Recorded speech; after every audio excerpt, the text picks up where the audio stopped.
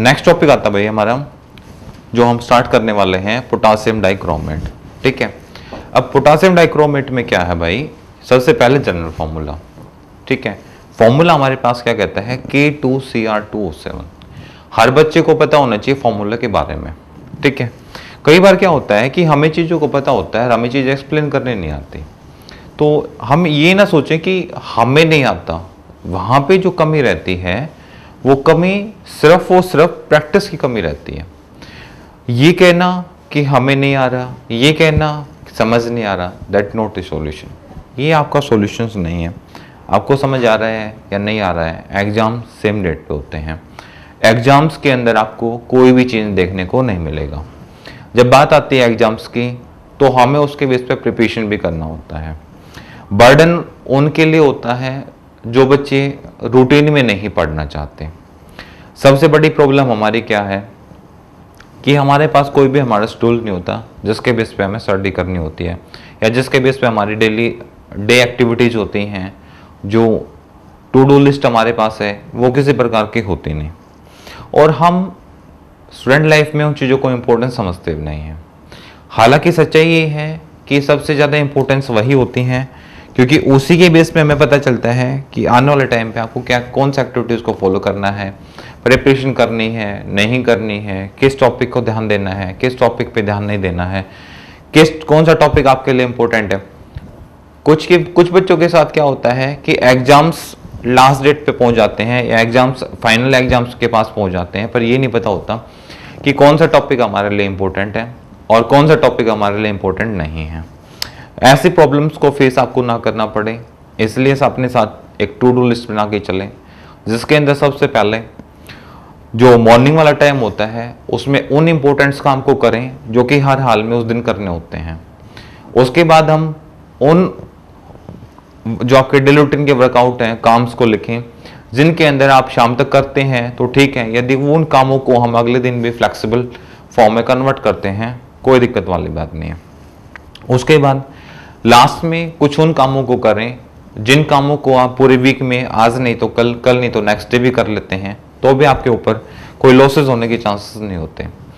इस तरीके से आप इंपॉर्टेंट वर्कआउट को फोकस करेंगे तो कहीं ना कहीं आप रिलैक्स भी रहेंगे, टाइम मैनेज भी होगा, और बहुत जल्दी से अपने आप को वेल प्रिपेयर कर पाएंगे। नेक्स्ट थिंग कि जब पढ़ाई की बात आती है तो हमें सेम पैटर्न वहाँ पे फॉलो करना है। आप सबसे पहले आज को आपको क्वेश्चन करने हैं, आज आपको थ्योरी करनी है, किस वे में आप क्या स्टडी करना चाहते हैं, पहले अपनी लिस्ट बनाइए। और डेली एक दिन लिस्ट नहीं बनानी है, वो लिस्ट रूटीन में बनानी है। फिर लास्ट ईयर के क्वेश्चन पूछे गए हैं ऑन बेसिस पे, या लास्ट ईयर में रेगुलर जो टेस्ट में क्वेश्चन पूछे जाते हैं उन बेसिस पे इंपॉर्टेंट टॉपिक और इंपॉर्टेंट क्वेश्चंस को सर्च करना स्टार्ट कीजिए कि जो कौन से ऐसे टॉपिक हैं जिसके बेस्ड पे रेगुलर क्वेश्चन पूछे जाते हैं, या किस टाइप के क्वेश्चंस को रेगुलर बोर्ड वाले, सीबीएसई वाले, नीट वाले, आईआईटी वाले आपसे रेगुलर डिस्कस कर रहे हैं। तो डेफिनेटली जिस टॉपिक से क्वेश्चंस को रेगुलरली डिस्कस किया जाता है वो टॉपिक्स अपने आप में एक बहुत बड़ा इंपॉर्टेंट रोल प्ले कर रहे होते हैं। हमें इन्हीं बातों का ध्यान रखना होता है कि जो क्वेश्चंस जिस टॉपिक से रिलेटेड हैं और जितनी जल्दी आपसे पूछे जाते हैं, जितनी बार आपसे पूछे जाते हैं, वो टॉपिक्स काफ़ी इंपॉर्टेंट टॉपिक्स होते हैं और उन्हीं टॉपिक्स पे हमें फोकस करना है। 2 टॉपिक मैंने कराए हैं, potassium chromate and potassium dichromate. ये दोनों टॉपिक आपके इतने काम आने वाले टॉपिक हैं कि हर कोई इनसे क्वेश्चन पूछता है जब DNF की बात की जाती है। कॉन्फ़िगरेशन में क्रोमियम और कॉपर वाला केस है, कैसा एक्सेप्शनल केसेज हैं जिनको हर कोई डिस्कस करता है जब DNF की बात चलती है। तो उसके बाद लेंथेनोइड कॉन्ट्रैक्शन, एंटीनोड कॉन्ट्रैक्शन, ये कुछ ऐसे टॉपिक हैं जब बात चलती है DNF ब्लॉक की तो इन क्वेश्चंस को तो हर हाल में डिस्कस किया जाता है। बोर्ड लेवल पे बात करते हैं तब भी डिस्कस किया जाता है, किसी कॉम्पिटिटिव एग्जाम की बात की जाती है तो वहां पे भी डिस्कस किया जाता है। तो अपने आप को आप मोटिवेटेड रखें, कोई दूसरा मोटिवेट करेगा उससे ज़्यादा आप खुद मोटिवेट रह सकते हैं। जरूरी नहीं कि हर फील्ड में आपको किसी न किसी की हेल्प की जरूरत पड़े। ज़रूरत है कि आपको करना क्या है और किस वे में आपको अपने आप को लेके जाना है। तो ध्यान रखें इस बात का। पढ़ाई का रूटीन आप रेगुलर रखेंगे, उसको डिस्टर्ब ना होने दें। किसी भी टेक्निकल इशू की वजह से यदि आप तक होमवर्क नहीं पहुंचता है तो पीछे वाला होमवर्क रिवाइज करना स्टार्ट कर दें उस दिन के लिए। अपने आप को फ्री फील ना करें कि आज होमवर्क नहीं आया है तो आज हमें पढ़ने की जरूरत नहीं है। ये जो चीज़ें आपके पास हैं कि सिर्फ एक एक्सक्यूज ढूंढना कि आज हमारे पास होमवर्क नहीं पहुंचा है, आज हम होमवर्क करेंगे नहीं, ये सिर्फ आपको डिसऑर्डर फॉर्म में लेके जाएंगे, कहीं भी आपके पास रिजल्ट नहीं देने वाली ये चीज़ें। आपको 1 वीक के अंदर 1 वीक स्टडी करने से पहले आपको अपना चार्ट शेड्यूल ऐसा बनाना चाहिए कि कुछ नया पढ़िए, कुछ पुराना रिवाइज कीजिए, क्योंकि जो आपने पढ़ा हुआ है वो याद रखना भी जरूरी है। क्योंकि जब तक आप याद नहीं रखेंगे तब तक आपके मार्क्स तो स्कोर कर ही नहीं पाएंगे। चीज़ों के अंदर जब तक कुछ चीज़ें याद नहीं होंगी तो उनके बीच में आप डिफरेंस नहीं निकाल पाएंगे। कोई पुराना याद है, नया कुछ और पढ़ रहे हो, तो आप उनके बीच में एक डिफरेंस क्रिएट कर सकते हैं। और जब आप फर्स्ट टाइम पढ़ रहे हो और बाकी नॉलेज आपको नहीं है तो आप डिफरेंस क्रिएट नहीं कर सकते। मैंने आपको पहले बताया था, मैं आपको दोबारा बता रहा हूँ, 40 मिनट से ज़्यादा का स्लॉट ना बनाए, 40 मिनट से ज़्यादा ना पढ़ें, क्योंकि 40 मिनट के बाद हार्डली कोशिश रखें कि 30 मिनट से ज़्यादा ना पढ़ें। 30 मिनट पढ़ें, 5 मिनट का ब्रेक लें, उसके बाद 30 मिनट पढ़ें, या लगातार 45 मिनट पढ़ें, 45 मिनट के बाद 5 से 10 मिनट का ब्रेक लें। वो चीज़ें क्या करेंगी, आपको बोर फील नहीं होने देंगे और वो चीज़ें आपकी प्रोडक्टिविटी को बढ़ाएंगी। आपको पढ़ने के लिए वो चीज़ें आपको पुशअप करेंगी। और जब आप 4 घंटे किताब को लेकर बैठे रहेंगे, एटलीस्ट आप उस किताब से कुछ नहीं पढ़ पाएंगे, क्योंकि जो कंसंट्रेशन आपका पहले कुछ टाइम के अंदर था, जैसे जैसे टाइम ड्यूरेशन बढ़ेगा आप बोर फील करना स्टार्ट करेंगे और आपका कंसंट्रेशन डिस्टर्ब होना स्टार्ट हो जाएगा। एक दिन में आप कंप्लीट सिलेबस करने सोचें या कंप्लीट चैप्टर करने सोचें, वह पॉसिबल नहीं है। हाँ, एक दिन के अंदर आप इंपॉर्टेंट टॉपिक्स को रिवाइज कर सकते हैं, जो कि आपके काफ़ी काम आने वाला है। ठीक है, इसी तरीके से 2 टॉपिक हमारे यहाँ पे इंपॉर्टेंट हैं, पोटासियम क्रोमेट और डाइक्रोमेट। इन टॉपिक्स को एक दिन में आप करना चाहेंगे तो पॉसिबल नहीं है। हालांकि कर लोगे, रिवाइज करना, पढ़ना है, पॉसिबिलिटीज हैं, पर याद करना पॉसिबल नहीं है, क्योंकि इसके अंदर कुछ केमिकल रिएक्शंस होते हैं। वो केमिकल रिएक्शंस हमें एग्जाम के लास्ट डे तक याद ही नहीं होती। ठीक है, हमें रटना होता है। जब एग्जाम्स आते हैं तो रट लेते हैं, फिर भूल जाते हैं। ऐसे बेटर ऑप्शन है कि जिस वे में आप लोगों को करवाया जा रहा है उस वे में उन चीज़ों को मैक्सिमम बार आप लिख के देखें, प्रैक्टिस करें, और इन दोनों प्रिपरेशन को आप रिवाइज करें। ये हर एग्जाम्स में आपके लिए सपोर्ट करेंगे। हम स्टार्ट करते हैं अपना टॉपिक पोटासियम डाइक्रोमेट, जिसका जनरल फॉर्मूला होता है K2Cr2O7। ठीक है, फिर बात करते हैं प्रिपरेशन की। तो इसकी प्रिपरेशन भी उन्हीं 2 तरीके से करेंगे, based on laboratory and based of commercial level पे।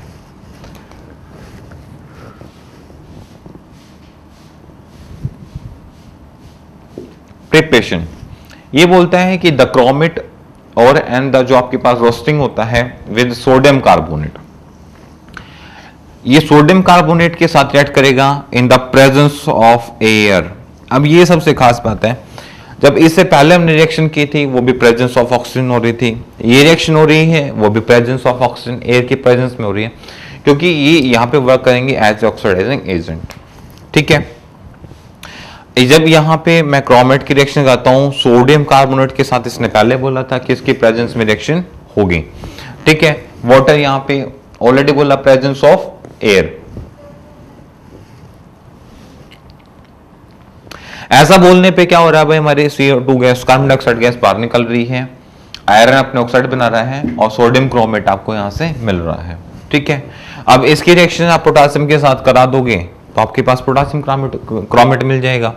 ठीक है, फिर ये कहता है कि जो आपके पास रोस्टेड हो रहा है, वहां से जो सॉल्यूशन आ रहा है वो एक्सट्रैक्ट करने के लिए हमें जरूरत पड़ेगी वाटर की प्रेजेंस में, यहां से सॉल्यूशन गोज करना स्टार्ट करेगा। ठीक है, एंड द सॉल्यूशन जो बिहाइंड सॉल्यूशन होगा वो आपके पास जो बचेगा वो सॉल्यूशन कैसा होगा, ये सॉल्यूशन बचेगा।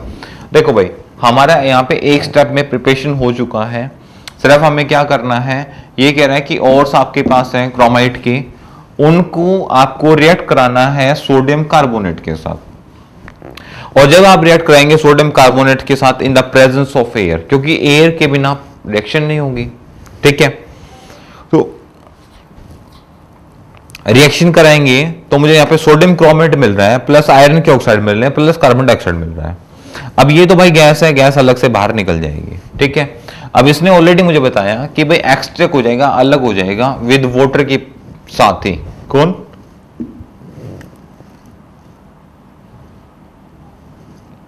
Sodium chromate. फिर गोज, अब उसके बाद सॉल्यूशन जो आपके पास बचेगा वो सॉल्युबल सॉल्यूशन किसका बचेगा, आयरन ऑक्साइड वाला।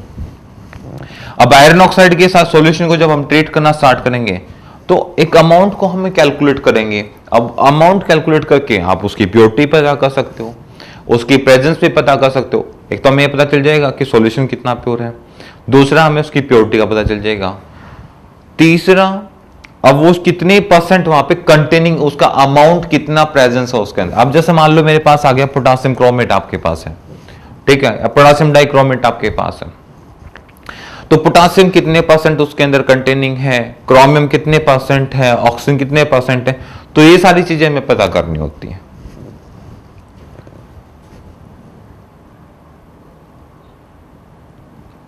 जब हम सॉल्यूशन को यहां से ट्रीट करेंगे तो एक अमाउंट कैलकुलेट करेंगे in the presence of sulphuric acid. Sulphuric acid अपने आप में कैसा होगा, ड्राई सॉल्यूशन होगा, ठीक है। तो क्रोमेट के साथ जब आप सल्फ्यूरिक एसिड का रिएक्ट कराएंगे तो सोडियम डाइक्रोमेट आपको पास मिल जाएगा plus sulphuric acid and the plus water, ठीक है। और उसके बाद सॉल्यूशन का जो कंसंट्रेटेड होगा वो लेस सोल्यूबल हो जाएगा। अब देखो जब सेपरेट करने की बात आती है तो सेपरेट के अंदर हम रिएक्टिविटी को देखते हैं कि कौन हाई सोल्यूबल है और किसकी सोल्यूबिलिटी क्या होती है, वहां पे लेस होती है। तो सोल्यूबिलिटी ऑफ द जो कंसंट्रेटेड सॉल्यूशन होगा वो कैसा हो जाएगा, यहां पे अपने आप में एक लेस सोल्यूबल की प्रॉपर्टी शो करना स्टार्ट करेगा। अब किसी की रिएक्टिविटी हाई है, कोई हाईली सोल्यूबल है, कोई लेस सोल्यूबल है, तो उस केसेस में हमें सेपरेट करने में काफी आसानी मिल जाती है। वही हम यहां करने की कोशिश करेंगे कि इसके बेस पे, अब मैंने देखो वो चीज मैंने यहां भी कही थी आपको कि आप इसकी रिएक्शन पोटासियम के साथ करा दो तो पोटासियम क्रोमेट मिल जाएगा। अब देखो रिएक्शन यहां पे एक ही स्टेप में कंप्लीट हो चुकी है, ठीक है। सिर्फ इसकी रिएक्शन आप किसके साथ कराओगे, पोटासियम के साथ, तो पोटासियम इसको यहां से डिस्प्लेस कर देगा और फॉर्मूला जो आपके पास है ना ये वही आपके पास प्रिपेयर हो जाएगा नेक्स्ट स्टेप के अंदर, सिर्फ रिएक्ट करने की जरूरत है।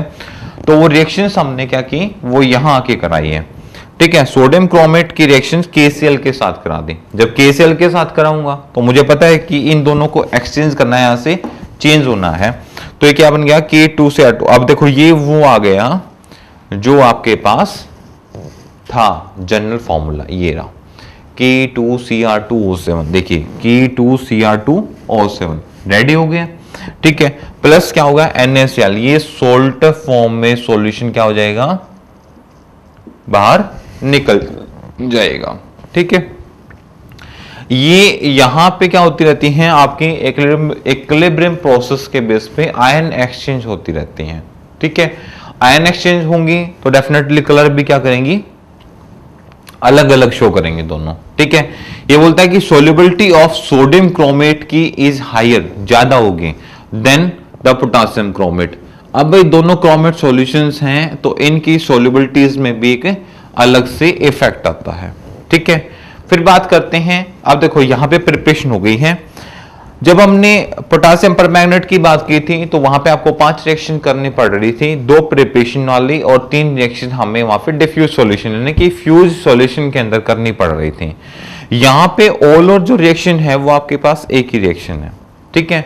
आपने करना क्या है कि क्रोमियम ऑक्साइड को सोडियम कार्बोनेट के साथ in the presence of oxygen में रिएक्ट कराना है, ठीक है। जैसे ही आप जब रिएक्ट कराते हैं तो कन्वर्ट होता है सोडियम क्रोमेट के अंदर plus iron oxide N plus carbon dioxide के अंदर, ठीक है, जो आपके पास प्रिपेयर हुआ है। अब मुझे क्या मिला है, सोडियम क्रोमेट, मुझे चाहिए पोटासियम क्रोमेट, तो पोटासियम की प्रेजेंस में हम रिएक्ट कराएंगे तो मुझे वहां पे पोटासियम क्रोमेट मिलता है एंड NaCl एक सोल्ट सॉल्यूशन बाहर निकलता है। ये रिएक्शन होने से पहले यहां पे हमारा प्रोसेस कंप्लीट होता है, ए आयन एक्सचेंज होती हैं और इसके बेस पे हम रिएक्शन कराना स्टार्ट करते हैं। सेकंड हमारे पास किसने बताया कि solubility of sodium chromate is high, मतलब ज्यादा रहेगी देन पोटासियम के कंपेयर में।